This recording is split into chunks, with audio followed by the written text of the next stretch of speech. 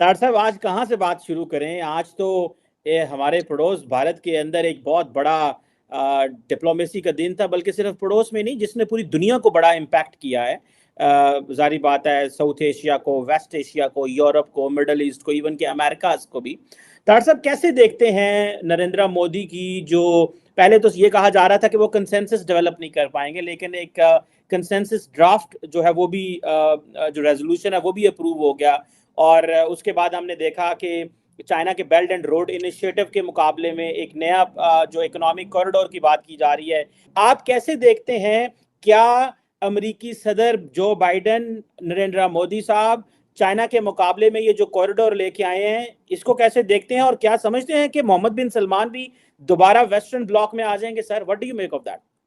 सीमा साहब, मैं समझता हूँ it's a remarkable event today. जो जिस तरीके से चीजें आज सामने नजर आ रही हैं, डिप्लोमेसी, बल्कि इस डिप्लोमेसी को नया नाम दिया जा रहा है, मोदी डिप्लोमेसी।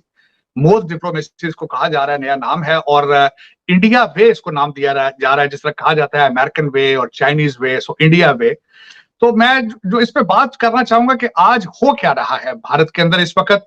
जो मुझे सबसे ज्यादा चीज जिसने स्ट्राइक किया है वो ये है कि आज जो अमेरिकन मीडिया है वो सबसे ज्यादा आज जो यहाँ पे खबर चल रही है कि America has given their go ahead for the seat for India in a permanent seat in a security council. उसकी सपोर्ट उन्होंने दे दी है। अब पता नहीं how the China and Russia is going to behave.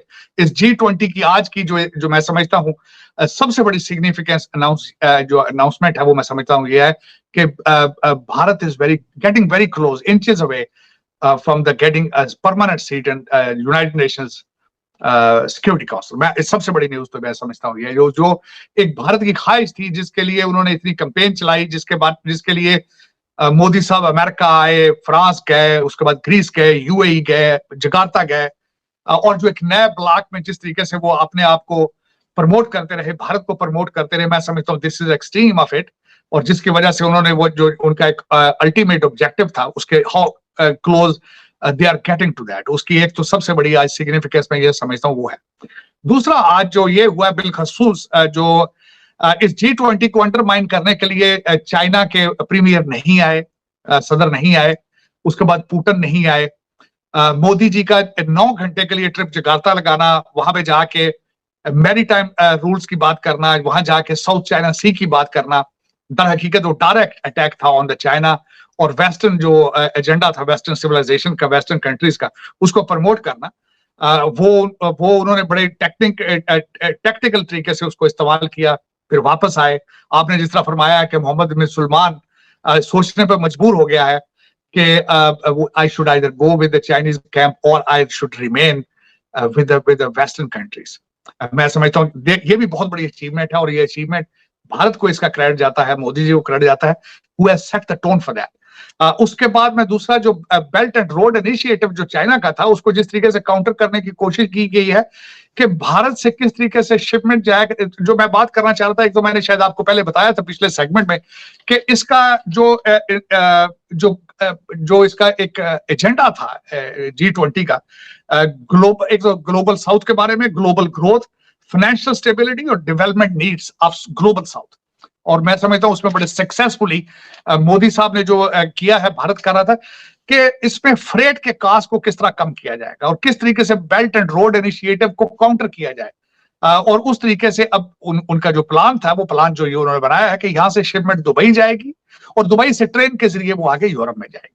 तो उन्होंने क्लियरली एक पाथ दे दिया है which is a counter to the BRI। अब BRI की कमजोरियां क्या है, मैं वो उनको भी मेंशन करना चाहूंगा।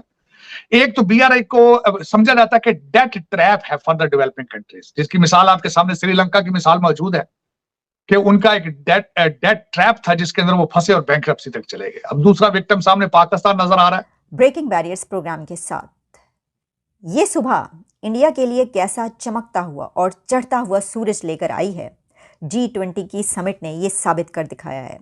G20 की समिट के प्लेटफॉर्म ने दुनिया को ये बताया है कि इंडिया कैसे दुनिया की एक लीडिंग पावर बन चुका है।